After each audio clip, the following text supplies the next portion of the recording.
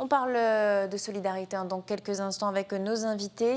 On parle de Noël surtout. À quelques jours du réveillon, l'heure est aussi à l'élaboration des menus. Difficile de passer à côté là aussi. Parmi les stars, comme toujours des assiettes, on retrouve le saumon. La France est le premier pays consommateur de saumon fumé.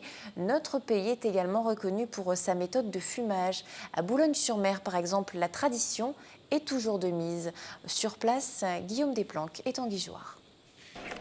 Cette entreprise de fumage traditionnel enregistre un quart de ses ventes annuelles au mois de décembre. Ici, le saumon vient d'Écosse, label rouge, il est découpé en filets puis salé avant de rejoindre les fours à bois.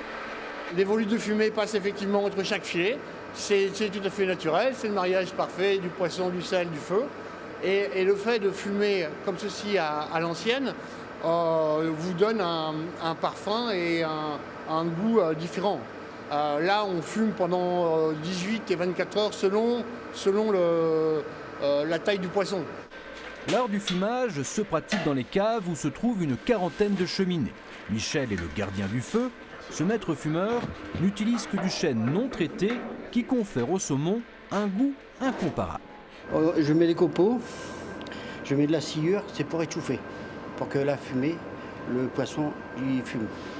Que s'il y a sa flamme, ça peut cuire. Le poisson, il cuit. Faut pas que ça cuise. Pour ce saumon fumé d'exception, comptez 70 € le kilo contre 40 à 50 € pour un saumon fumé ordinaire. Le chef étoilé Tony Lestienne a le privilège de le travailler dans sa cuisine. Extraordinaire.